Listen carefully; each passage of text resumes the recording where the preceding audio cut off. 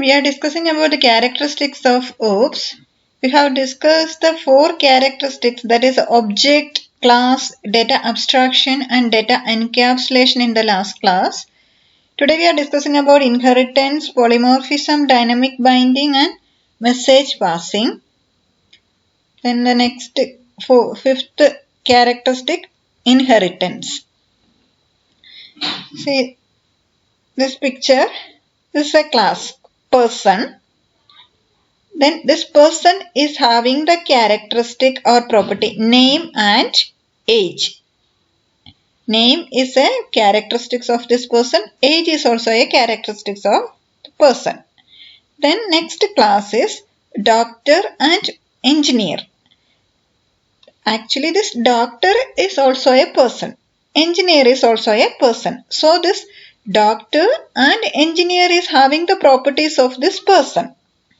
Then this class doctor is inheriting from the class person and this class engineer is inheriting from the class person. So this class person is known as base class or superclass, and engineer and doctor, these classes are called subclass. That is from which we are inheriting the which class is inheriting the properties from the base class. That class is known as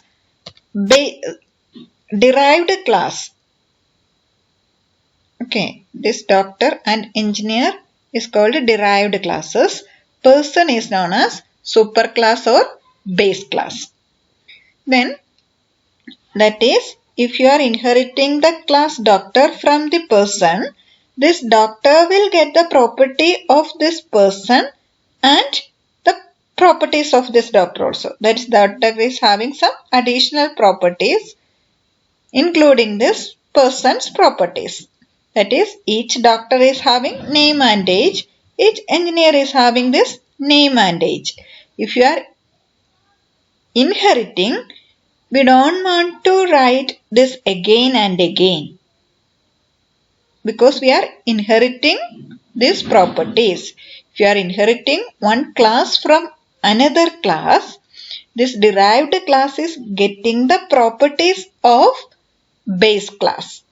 That this one class is deriving from the another class. That is called inheritance. One class is deriving from another class. Then that this derived class is getting the properties of base class. One class is getting the properties of base class, or one class is deriving from another class. That is called inheritance. Then see, it is the process by which an object of one class acquire the properties of another class, or one class is getting the properties of another class. Then inheritance provide the idea of reusability. We can avoid the repetition of the code. We can add additional features to an existing class without modifying it. See, without modifying the class person, we are adding some more additional properties to this class. That is, we can add additional features to an existing class without modifying it. Then the existing class is known as base class and the new class is known as derived class. Next, polymorphism. Next characteristic is polymorphism.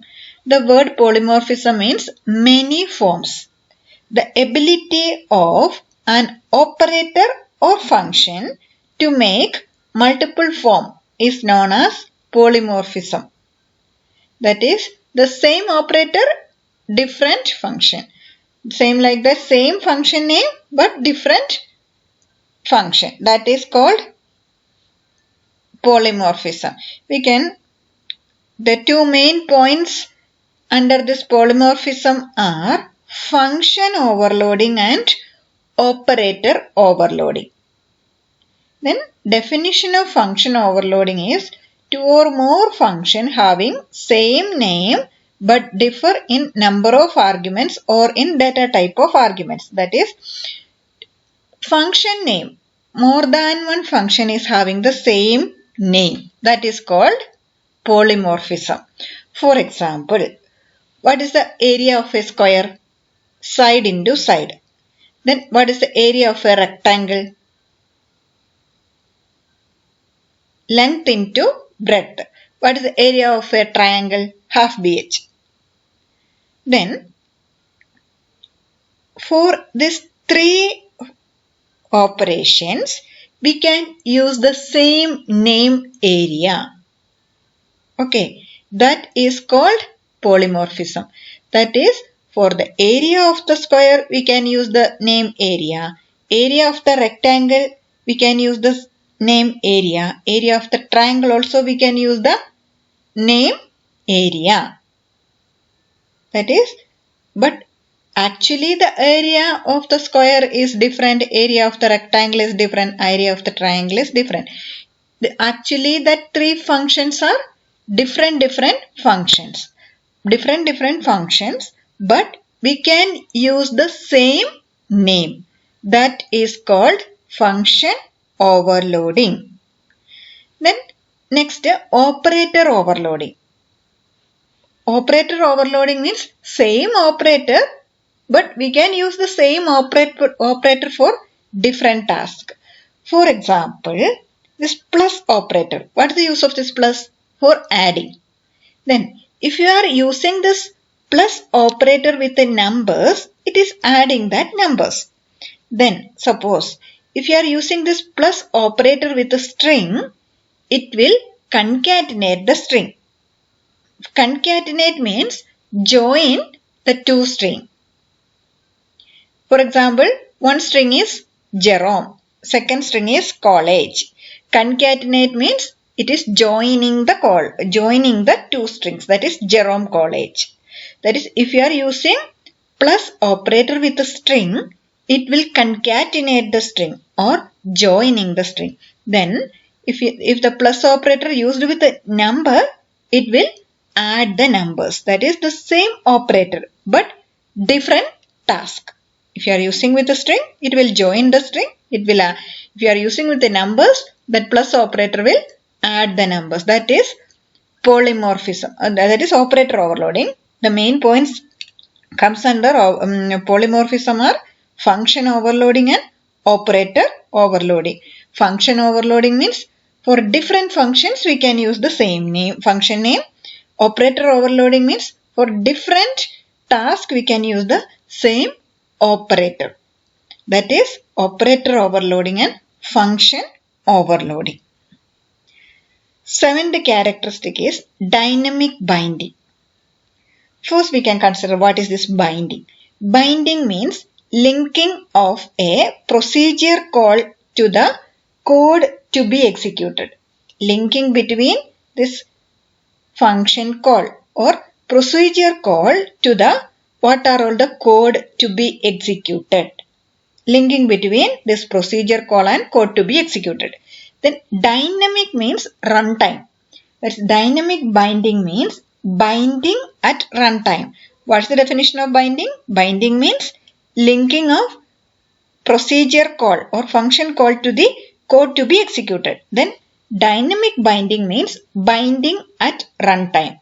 That is the linking of a procedure call to the code to be executed at runtime. Dynamic means at runtime or execution time. Then the eighth is message passing.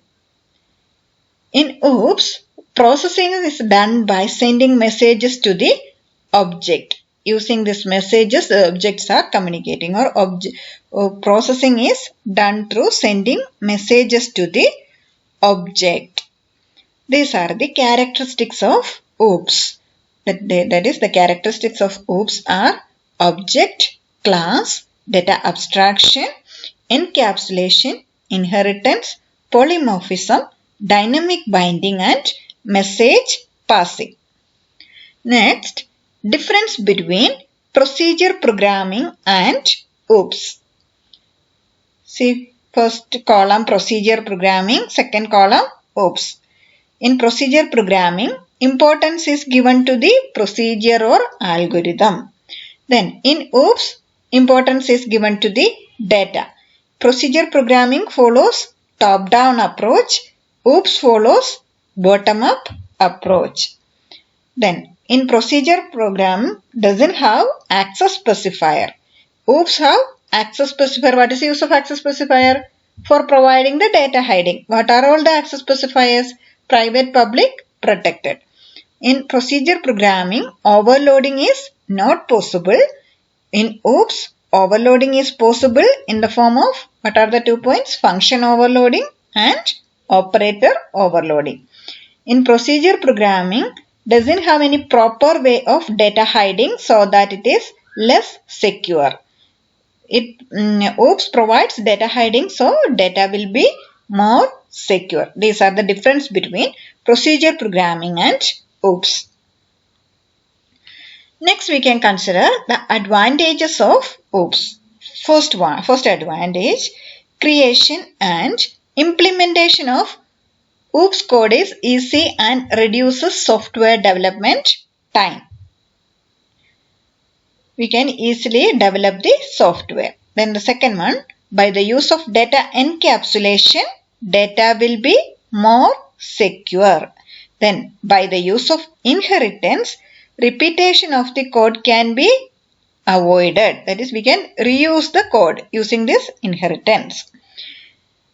Next advantage, easier to develop complex software. Then easier to modify or upgrade. Then the program are modularized based on the principle of class and object. Next point, high quality software can be developed by OOPS. These are all the advantages of OOPS. Next, disadvantages of OOPS. It is not having set standards. Initial learning is difficult for some people. That is, first, when you are learning it first time, for some people it will be difficult. That is, the initial learning is difficult for some people. Next, object-oriented programming with a class and object is a complex process. To convert real-world problem into object-oriented model is difficult. Next, applications of OOPS. First application, computer graphic application, CAD CAM software. What is CAD CAM? Computer aided design and computer aided manufacturing.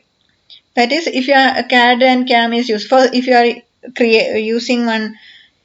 if you are developing one tool or parts of a vehicle, first it is designed in computer. After that only it is developing. For that, and it is using the CAD. For that, we are using this CAD CAM software. Then, object-oriented database, real-time system, user interface design such as Windows, simulation and modeling, artificial intelligence and expert system. These are all the applications of OOPS. Yeah, this chapter over. In this chapter, we have discussed the what is OOPS? OOPS is object-oriented programming language. What are all the characteristics of OOPS? Characteristics of OOPS are object, class, data abstraction, data encapsulation, inheritance, polymorphism, dynamic binding and message passing. Then difference between procedure programming and OOPS. Then advantages of OOPS, disadvantages of OOPS and applications of OOPS.